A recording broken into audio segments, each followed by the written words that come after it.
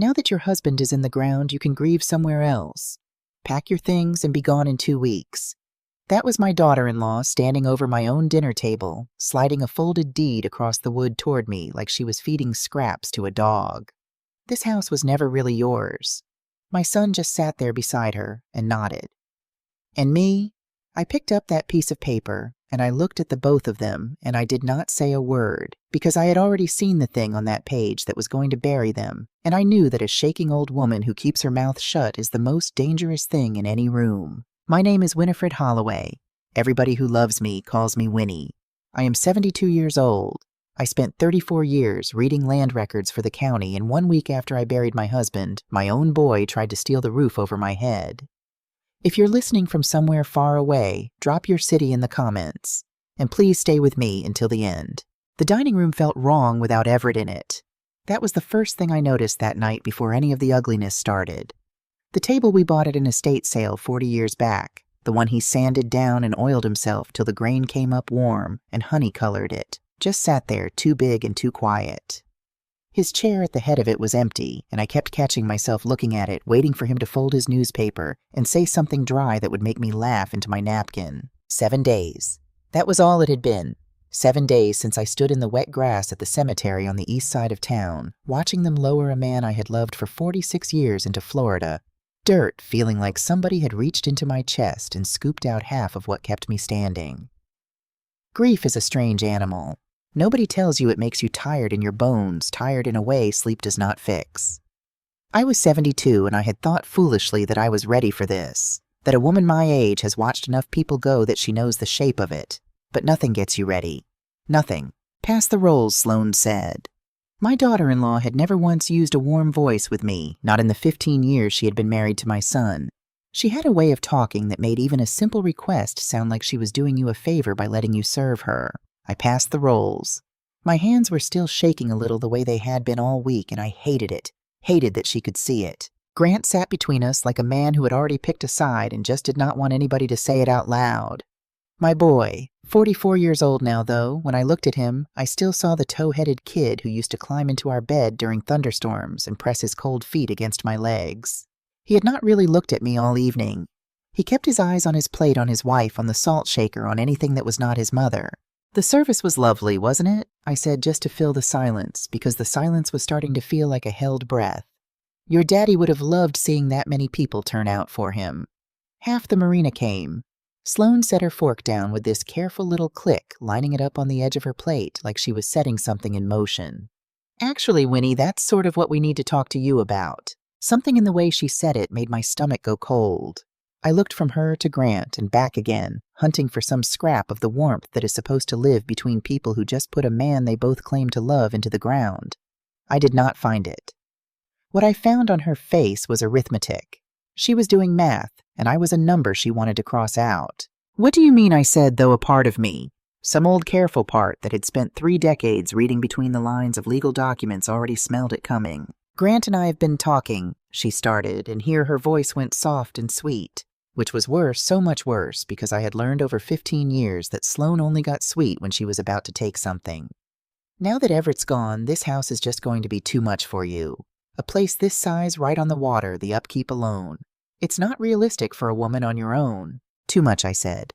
I have run this house for 34 years. I know which window sticks in July, and which breaker trips when you run the dryer and the microwave at the same time. I have caulked that back bathroom myself more times than I can count. That's exactly the problem, she said, and the sweetness slipped just a hair. You're not getting any younger. Hell, Winnie, you're shaking right now. Grant and I think you'd be a lot better off somewhere you don't have to worry about any of it. The words landed on me one at a time like somebody dropping stones on my chest. Better off, somewhere else. Mom. Grant finally opened his mouth, and his voice came out low, almost mumbling the voice of a boy who knows he is doing wrong and is going to do it anyway. She's right. The maintenance on this place is going to bury you. It just makes sense. I am not helpless, Grant, I said, and I heard my own voice crack right down the middle, which made me furious. Your father and I saved for years to buy this lot. He built half of what's standing on it with his own 2 hands. That workshop out back the dock, the whole east side of this house. Every board out there has his fingerprints on it. Sloane's face went flat and hard, the mask coming all the way off now. Fingerprints don't pay the property taxes, Winnie. Sentiment is nice, but it isn't a plan. Be practical. And I sat there looking at this woman. This woman who had spent 15 years quietly prying my son out of my hands one finger at a time. The one who decided Sunday suppers were too much pressure. The one who made sure every holiday got split so even that somehow Grant spent Thanksgiving with her people 3 years running, and I got a phone call. I looked at her, and I asked the question, even though I could feel the answer forming like ice in my gut. "What is it you're actually suggesting?" I said. "We think you should look at one of those retirement communities," she said like she was handing me a gift. "Somewhere with people your own age." Bingo. A pool. It'd be so much better than rattling around this big empty house all alone. I turned to my son. I turned to him the way you turn to the last light in a dark house, praying it is still on. "Grant," I said, "you really think I should leave the house you grew up in, where your father and I raised you?" He would not look at me. "It makes sense, Mom," he said to his plate. "And honestly, Sloan and I could use the room. We've been thinking about the future. This property has a lot of potential." That word, potential. It went through me like cold water because all at once I understood that this was not about my safety, and it was not about property taxes, and it was not about my shaking hands. They did not want me looked after. They wanted me gone. They wanted the land under my feet. Now that the old man's dead, Sloan said, and her voice dropped all its pretend kindness like a coat sliding off a chair, "You grieve, you pack, and you don't come back. This house was never really yours anyway." Grant looked up then, just for a second, and I swear on Everett's grave I saw something move behind his eyes, some flicker of the boy with the cold feet, some scrap of shame. But then his jaw set, and he nodded. "She's right, Mom," he said. "This place was Dad's. It's mine now. You were just living here. Just living here. 46 years of marriage. A son I carried and fed and sat up with through croup and heartbreak. A life built board by board on a piece of Gulf Coast dirt. And it came down to just living here like I had been house-sitting for a lifetime, and the owners had finally come home to collect." "I see," I said. "And here is the strange part." My voice came out steadier than I felt because underneath the grief, underneath the shock, some old machinery in me had started to turn. Something I had not felt in years. Everett always handled the paperwork in our marriage. God rest him, and I let him, because after a full day of reading other people's deeds and mortgages and liens, I did not want to come home and read my own. But I had spent 34 years at the county recorder's office. I knew documents. I knew the exact weight of a thing done right and the exact stink of a thing done wrong. Sloan slid a folded paper across the table toward me then, almost gentle about it. "This is the deed," she said. "Everett signed the house over to Grant before he passed. So it's clean. It's done. 2 weeks, Winnie." I picked it up. My hands were still trembling, and I let them tremble because a shaking old woman is easy to underestimate, and I was starting to think there was some use in that. I unfolded it, and I read it the way I had read 100,000 of them, my eyes going straight to the parts that matter, the parts most folks skip. It was a quitclaim deed. Everett's name on the grantor line, Grant's on the grantee line, a notary stamp down at the bottom, and right away, before I even got to the thing that would blow the whole rotten scheme apart, I felt it. That little wrong note, the way a piano player hears a flat key before their brain even names it. Something on this page did not belong. I did not say a word about it. Not then. I folded it back along its creases, slow and neat, and I set it down on the table. "You'll want your movers booked early," Sloan said, standing up, gathering her purse, already done with me. "Good ones fill up." "I'll manage," I said. I climbed the stairs to the bedroom I had shared with Everett for the better part of my life, and every step felt like hauling a sandbag. The room still smelled like him. That cedar and coffee smell, and his reading glasses were still folded on the nightstand where he had left them the night before his heart gave out. I sat down on the edge of our bed and I looked at the woman in the dresser mirror. She looked older than 72. Silver hair gone flat. Blue eyes dull with shock and no sleep. But I sat there in the dark and I did not cry. I thought about that deed. I thought about that little wrong note I could not name yet. And for the first time in 7 days, I had something to do besides ache. Because here is what my son and his wife did not know about the tired old woman they had just ordered out of her own house. For 34 years, I read land records for a living, and whoever put that deed together made a mistake. I had felt it under my fingers. I just had to go find it. Tomorrow I decided I was going down to the county recorder's office. Not as a widow, as a professional. And if there was a lie hidden in that paper, I was going to be the one to drag it into the light. Wherever you are watching from, tell me in the comments what city you are in. I want to see how far this old woman's story travels, because it is only getting started. I did not sleep much that night. I lay on my side of the bed, the side I had slept on for 46 years, and I stared at the ceiling fan going round and round, and I ran that deed through my mind over and over like a woman worrying a loose tooth. Something on that page was wrong. I knew it the way you know your own kitchen in the dark. I just could not put my finger on the exact spot yet, and that not knowing itched at me worse than the grief did. Around 4 in the morning, I gave up on sleep, made myself a pot of coffee too strong to be decent, and sat at the kitchen table watching the sky go from black to gray to the pale washed-out blue that comes up over the Gulf. By the time the sun was full up, I had made my decision, and I felt steadier than I had in a week. Grief had been sitting on my chest like a wet dog for 7 days. Now something else had climbed up next to it. Purpose. And purpose, it turns out, is a whole lot easier to carry. I put on a real blouse. Not a funeral blouse, not a housecoat, but the navy one Everett always said made me look like I meant business. I did my hair. And I drove downtown to the county recorder's office, the same building where I had clocked in 5 days a week for 34 years. Walking through those front doors was its own strange kind of ache. The lobby still smelled the same, that mix of old paper and floor wax and burnt lobby coffee that never once in 3 decades tasted like anything. The marble floors were still scuffed in the same places. And there behind the records counter, God love her, was Beverly Tannehill, who had started at that office 2 years after me and never left. Bev looked up and her whole face fell open when she saw me. "Winnie," she said, coming around the counter with her arms already out. "Honey, what in the world are you doing here?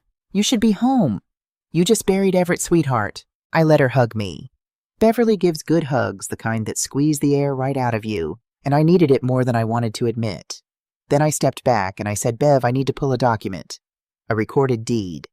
And I need you to not ask me why just yet, because if I start explaining I might start crying, and I did not put on mascara to cry it off in the lobby." She looked at me a long second, the way old friends do when they are deciding whether to push. Then she just nodded and said, "Come on back." Now here is the thing folks do not understand about land records, and it is the thing that saved my life. So pay attention. Deeds are public. Mortgages are public. Liens, easements, every last piece of paper that touches a piece of property, once it is recorded, anybody can walk in off the street and look at it.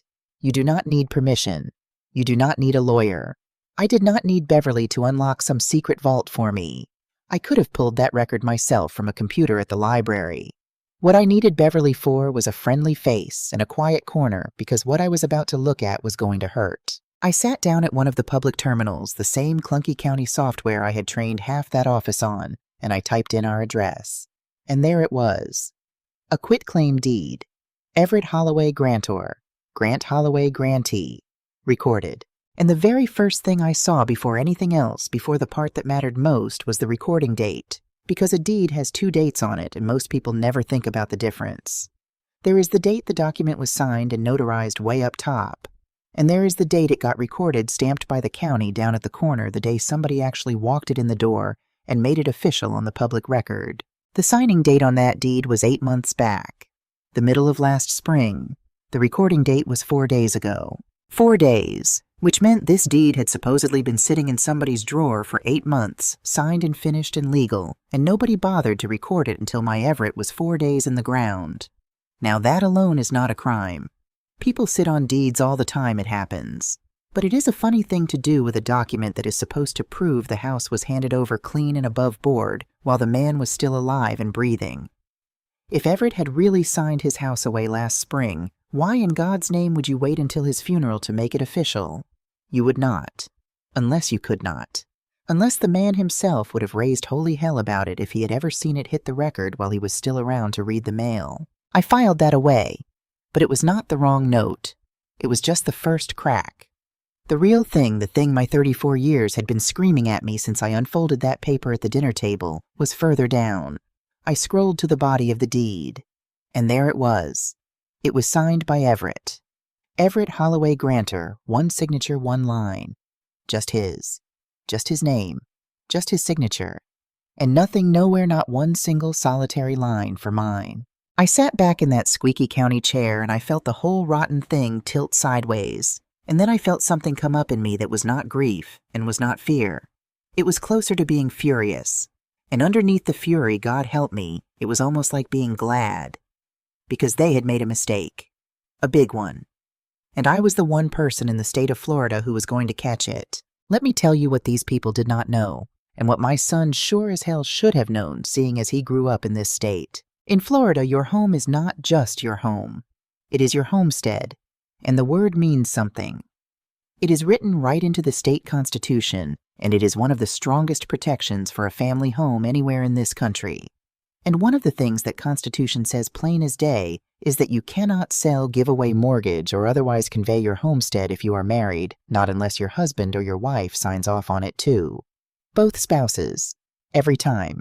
It does not matter that the deed only ever carried Everett's name. If it was our home, and it was our homestead the day I married him and moved in, then he could not hand it to a living soul without my signature sitting right there next to his. And my signature was not there. Which meant that deed that clean done 2 weeks and you were gone deed. My daughter-in-law had slid at me across my own dinner table like she was disposing of an old chair that deed was not worth the paper it was printed on.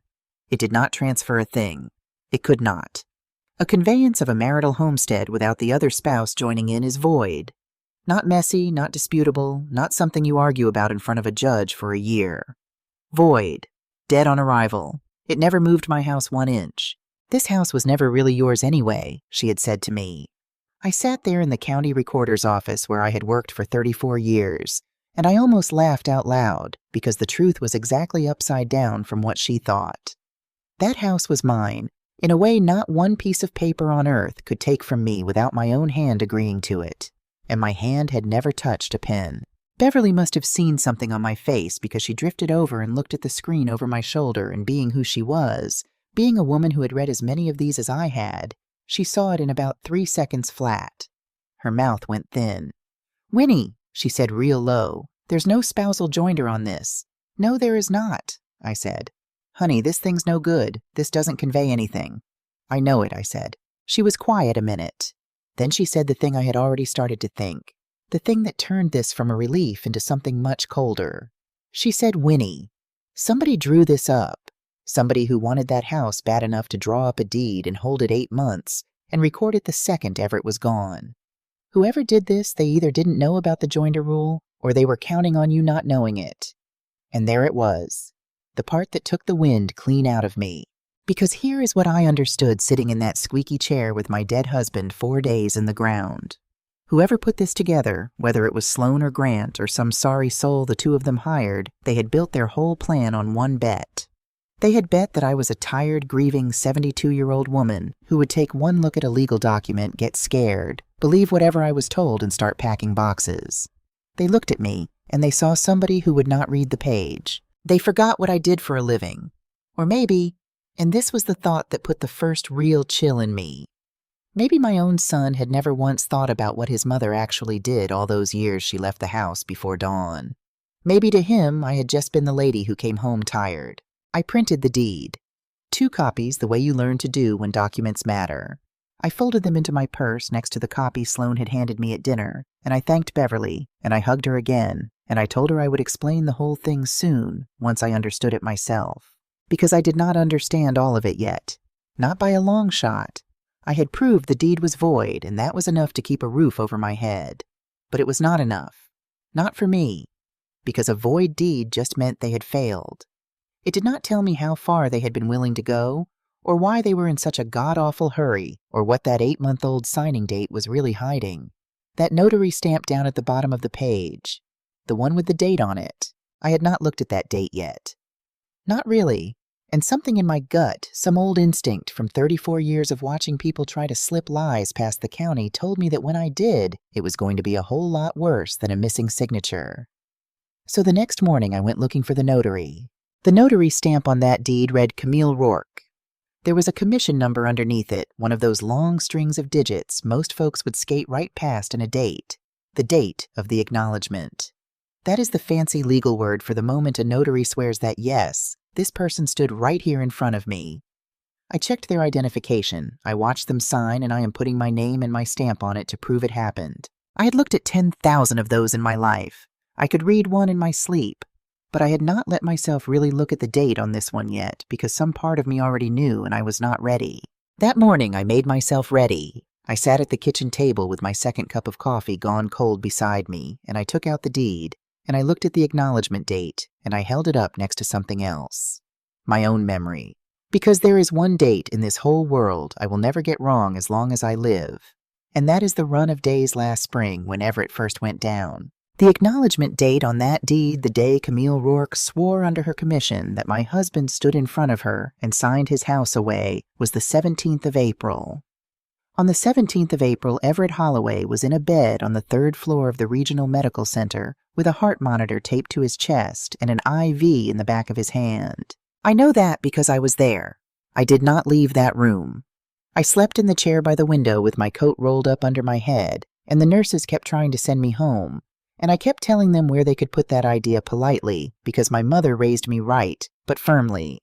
He had gone down 2 days before with what they thought at first was a heart attack, and turned out to be the first big warning shot before the one that finally took him 8 months later. On the 17th of April, he could not walk to the bathroom without a nurse and a rolling pole. He most certainly did not drive himself across town to sit down at some notary's desk and sign a quitclaim deed. It was not possible. It was flat out no two ways about it. Not possible. I sat there, and I felt the floor of the whole thing drop out from under me a second time. Because up until that morning I had been telling myself a story I could almost live with.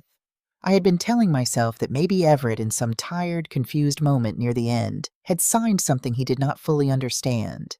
That maybe Grant and Sloan had pressured him, worked on him, gotten him to put his name on a bad piece of paper. It would have made my son a bully and a coward, but it would not have made him a criminal. That story was dead now. Everett never signed that deed. He could not have.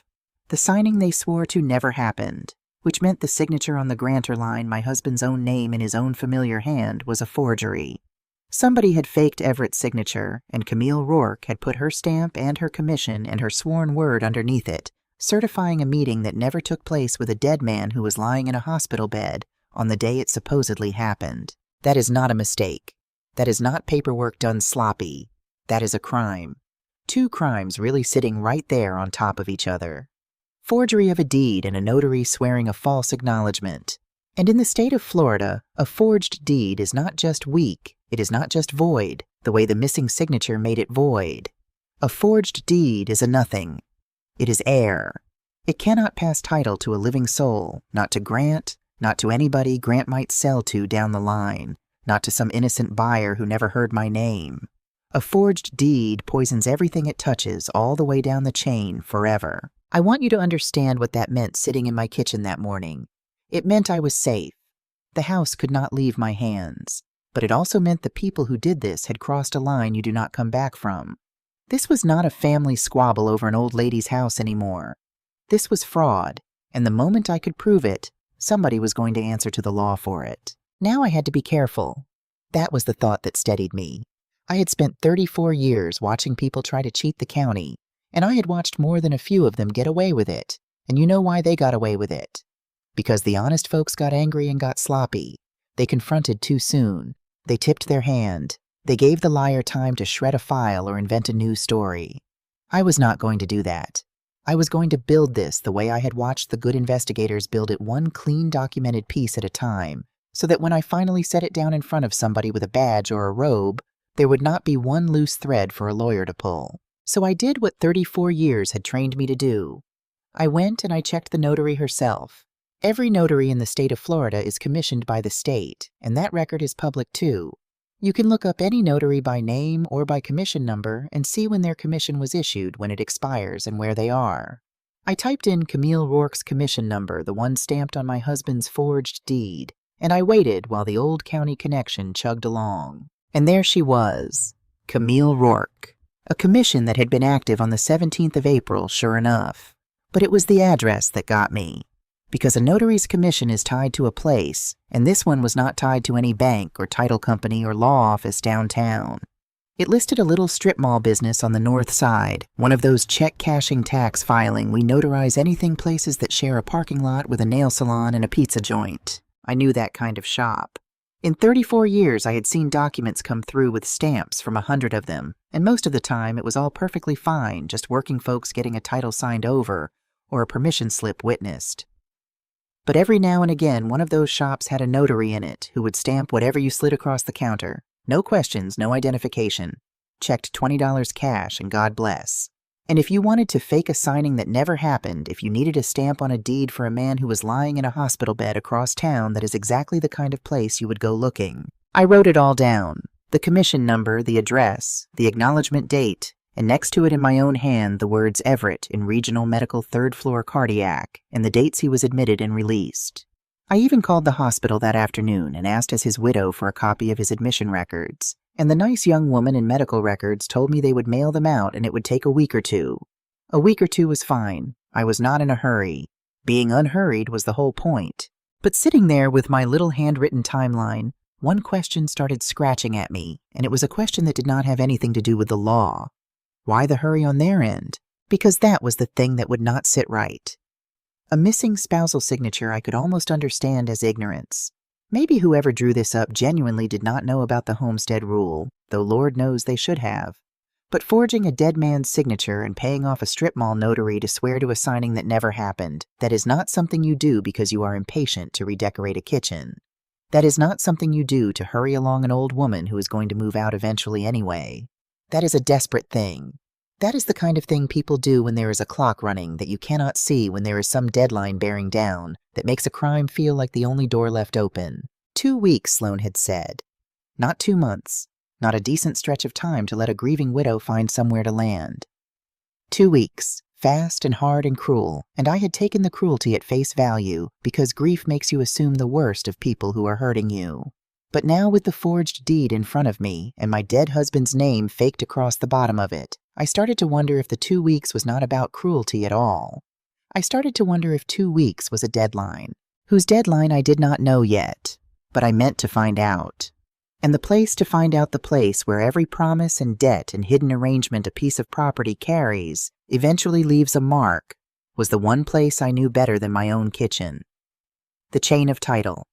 The full history of my house. Every hand it had passed through, every loan ever hung on it, every lien ever filed against it. All of it, recorded all of it, public all of it, waiting for somebody who knew how to read it. And I knew how to read it better than anyone alive. The chain of title is the thing most people never think about, and it is one of the most beautiful things in the world if you know how to read it.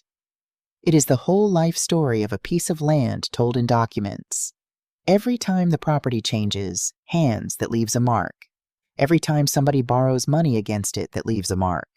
Every lien, every mortgage, every release, every easement, all of it gets recorded in order one after another, stacked up in time like rings inside a tree. And if you know how to walk backward through those rings, the property will tell you everything that has ever been done to it, and by whom and when. I spent 34 years walking backward through other people's trees. Now I was going to walk backward through my own. I went to the library the next morning instead of the recorder's office because I did not want to run into Beverly and have her worrying over me, and because I wanted quiet. I set myself up at a computer in the back corner with a legal pad and 2 pens, and I pulled up the county records, and I started with the most recent document filed against my house and worked my way back through time. The top of the stack I already knew, the forged deed recorded 4 days after the funeral. Below that, going back the ordinary history of a good marriage. The original purchase 40-some years back, Everett's name on it, because that is how we did things back then, and I never gave it a thought. A mortgage from the 80s, paid off and released. A second one from the 90s, when we redid the roof after the hurricane, paid off and released.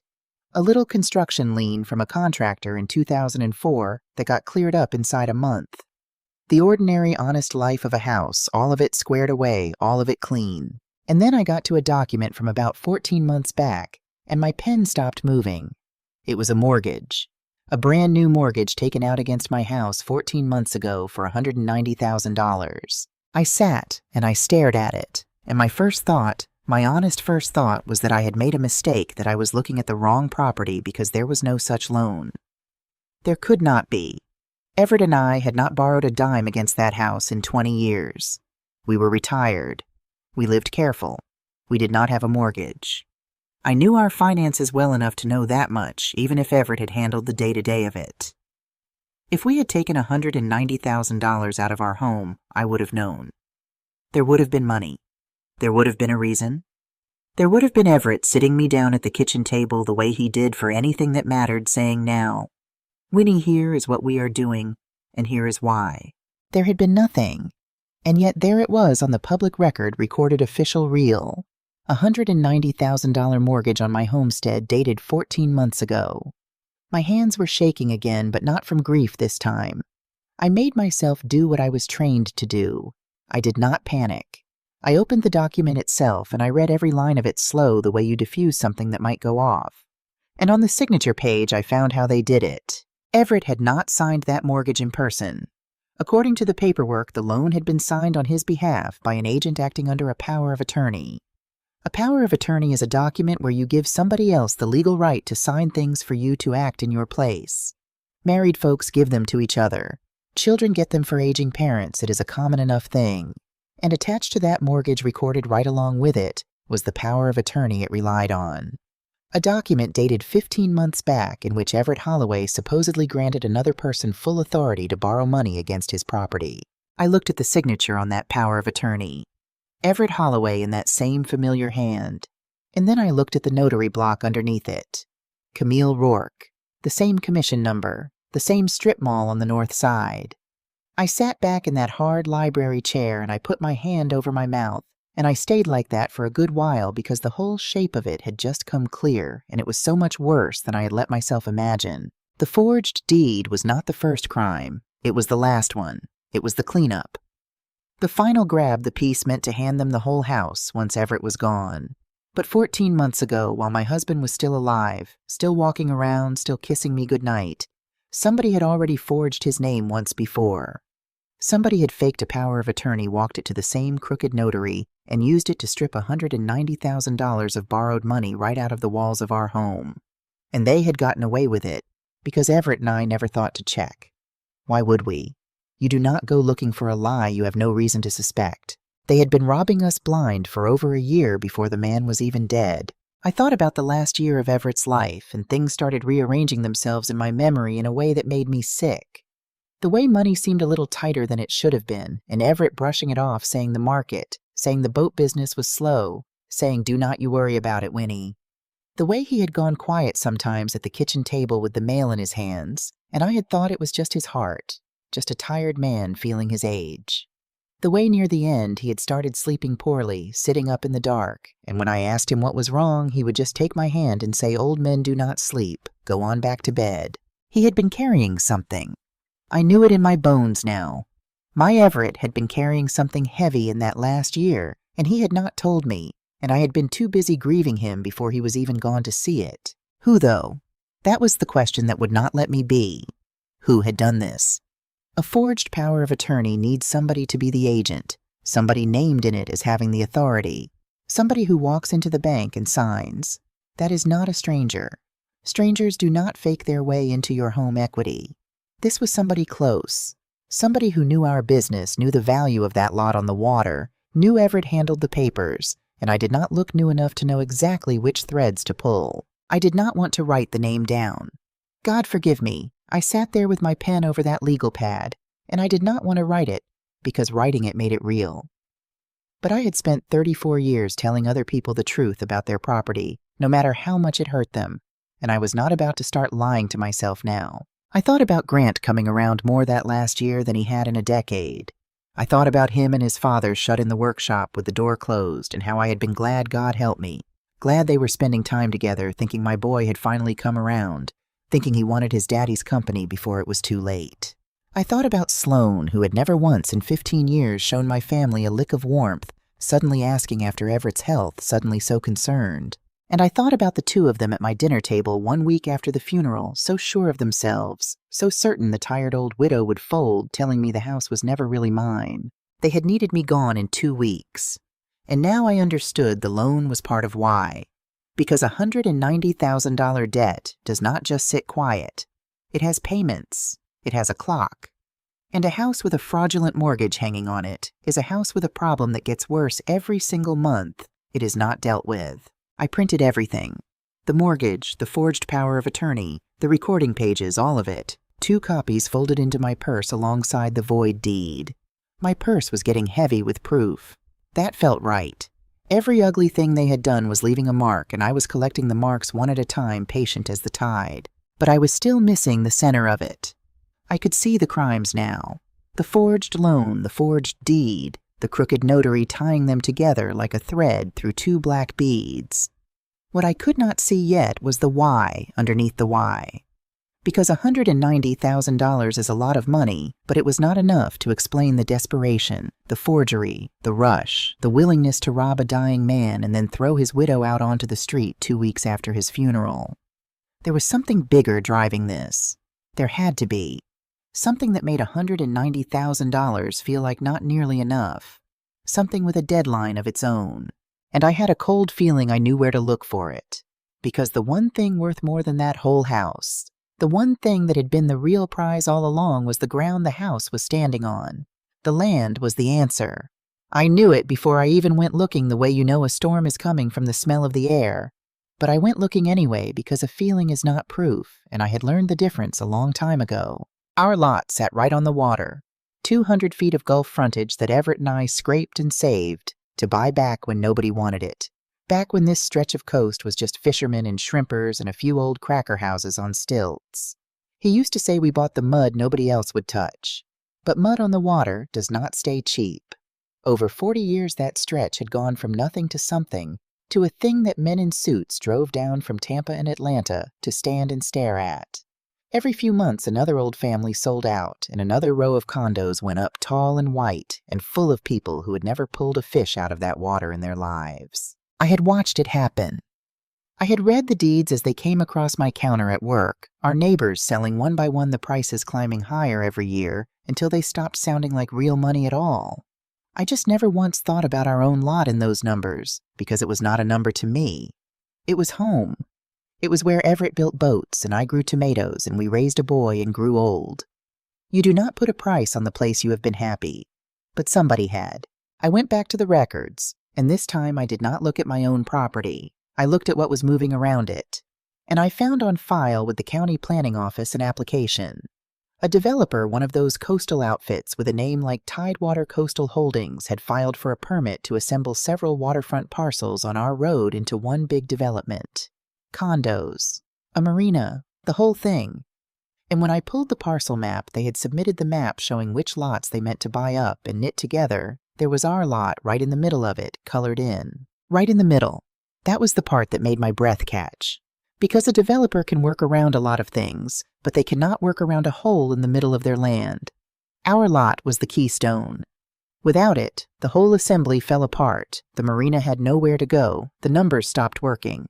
Which meant our 200 feet of mud on the water was not just valuable. It was the single most valuable thing on that whole road, worth more than the house standing on it by a mile, worth more than anything I had let myself imagine. And then I found the contract. It was not recorded, not the way a deed is, but it had left a fingerprint anyway, a notice of a pending sale filed to warn off other buyers, the kind of thing you file to say hands off, this one is spoken for. A contract for the sale of our lot to Tidewater Coastal Holdings. And when I saw the numbers on it, I had to read them 3 times before they went in. They were selling my home for more than $2 million. More than $2 million for the mud nobody wanted for the place where I had lived my whole married life. And there, buried in the terms, was the thing I had been chasing since the word 2 weeks first came out of Sloane's mouth at my dinner table. The closing date. The day the sale had to go through, the day the money changed hands. It was a hard deadline, and if the title was not clean and clear by that date, no liens, no clouds, no disputes, no grieving widow with a homestead, claimed the whole deal collapsed, and the developer walked. That closing date fell at the end of the exact 2 weeks they had given me to get out. Everything clicked into place at once, cold and complete. The forged power of attorney 14 months back, pulling $190,000 out of the house. That was them getting started, getting greedy testing whether they could take from us and not get caught. And when they did not get caught, when Everett either did not notice or could not bring himself to believe his own son had done it, they went bigger. They lined up the developer. They negotiated the sale of the ground out from under a living man. And then Everett's heart started to fail. And instead of a tragedy, they saw a schedule. They needed clear title by the closing date. A homestead cannot be cleared with a widow living in it who never signed anything.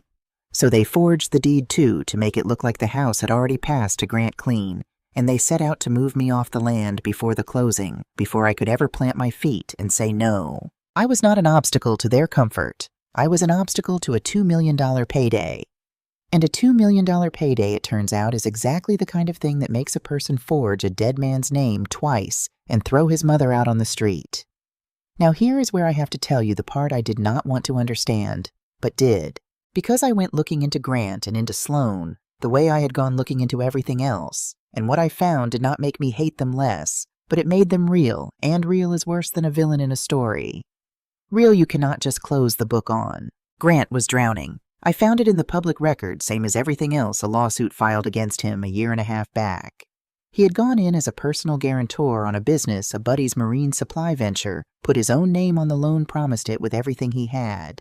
And the business had gone under and taken him down with it, and the bank had come for the guarantor, and that was my son. He owed a sum that would have taken him the rest of his working life to climb out of. He was cornered. And a cornered man who grew up watching his daddy turn mud into money looks at that same mud and sees the only door out. And Sloan.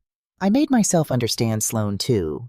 I had spent 15 years thinking she was just cold, just grasping a woman who married my son for what she thought he would have and resented that it turned out to be less.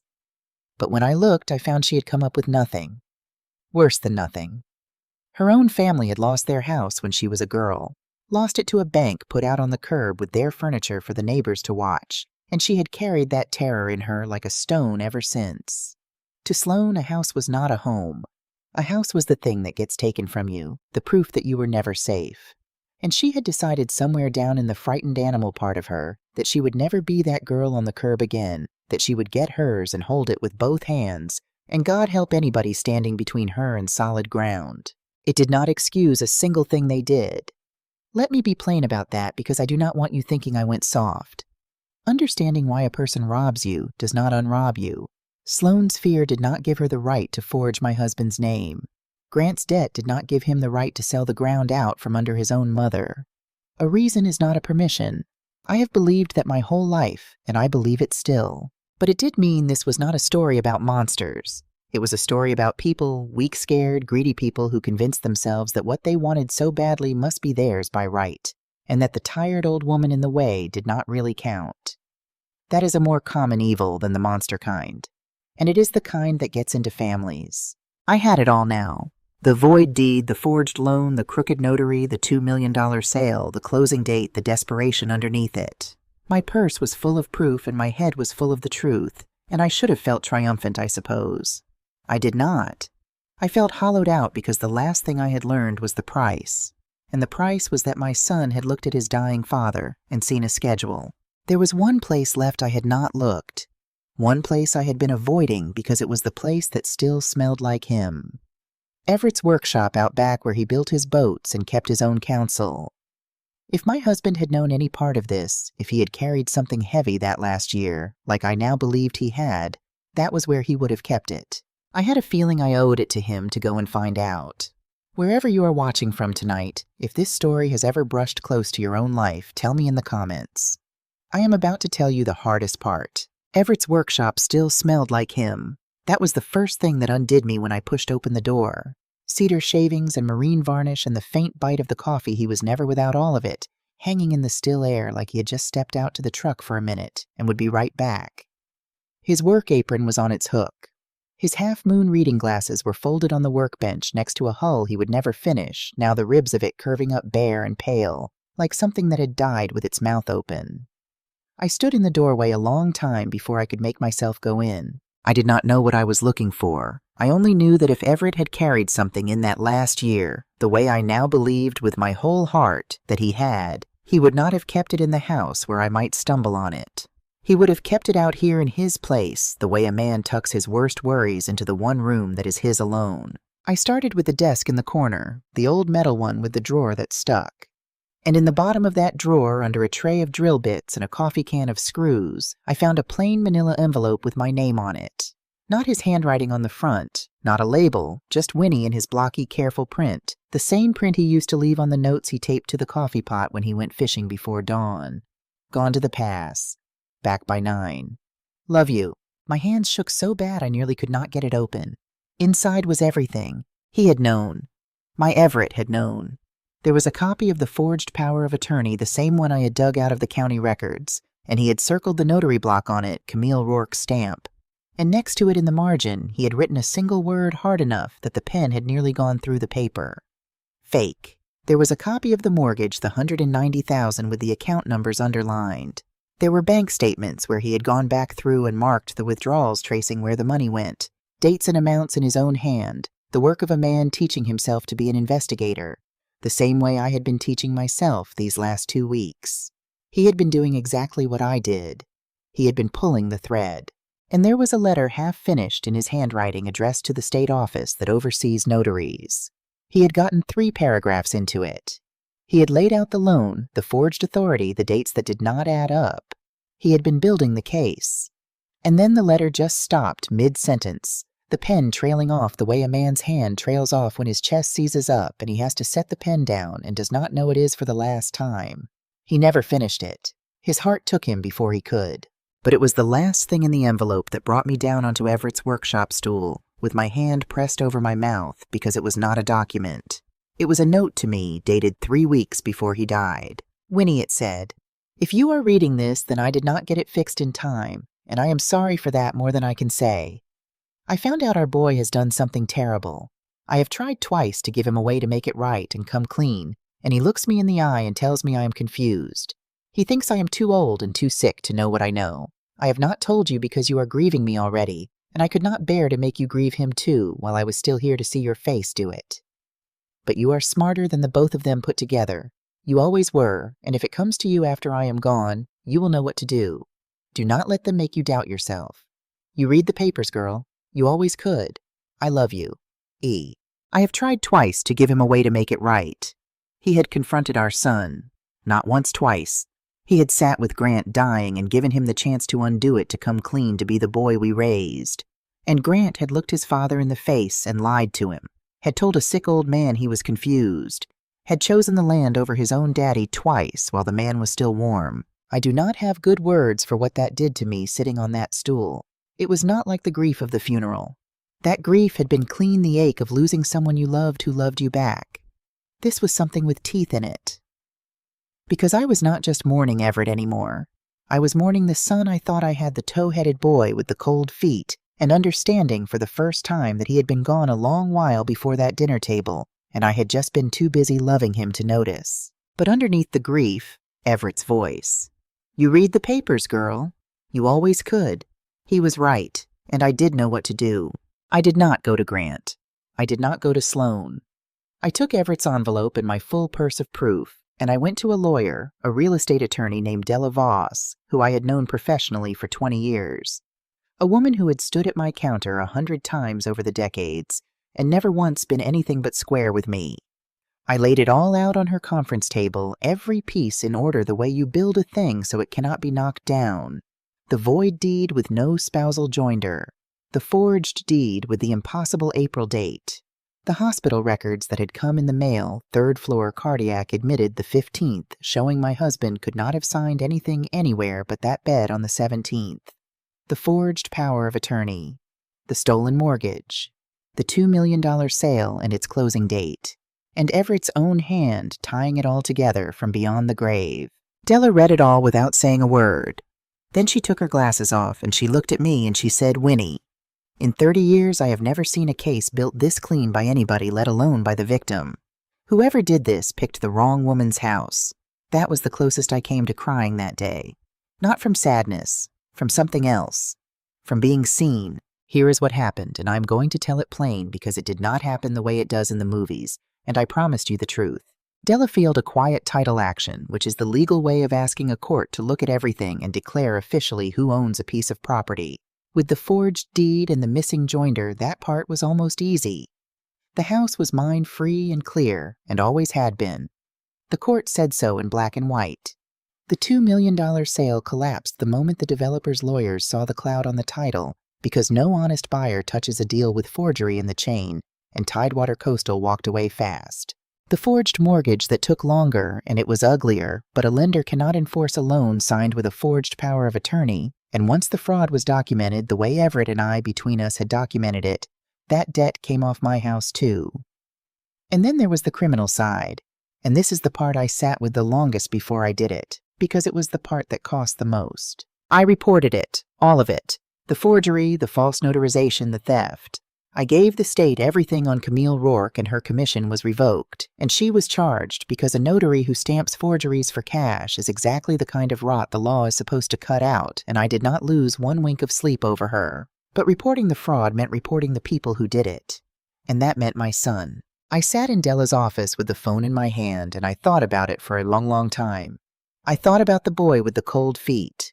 I thought about Everett writing, "You will know what to do." And I understood that Everett had left me that choice on purpose, because he could not make it himself. Because no father can, and he trusted me to be stronger than he was. I told the truth. I did not embellish it, and I did not soften it, and I did not leave my son's name out to protect him, because his name was on the crime, and leaving it out would have been its own kind of lie. And I was done with lies, theirs and mine, both. I told the investigators everything I knew. Then I set the phone down, and I went home to the house that was mine, and I sat on Everett's dock, and I watched the water until it got dark, and I let myself grieve all of it at once, the man and the boy and the family I thought I had. It has been some months now. I will not pretend it wrapped up neat, because it did not. Grant is facing charges, and there is a good chance he will do time, and living with that is a weight I carry every single day and expect I will carry to my own grave. Sloane left him the minute the money disappeared, which tells you everything about what she was ever in it for. I got a letter from Grant a few weeks back. A real letter in his own hand saying he understood, now saying he was sorry, saying he hoped someday I could forgive him. I believe he means it. I do. But he wrote it from the bottom of a hole he dug himself, and I have learned the hard way that sorry from the bottom of a hole is not always the same thing as sorry. I have not written back yet. Maybe someday. Not yet. I kept the house. I kept Everett's workshop exactly as it was, the unfinished boat and all. And I started doing something I never expected to do at 72.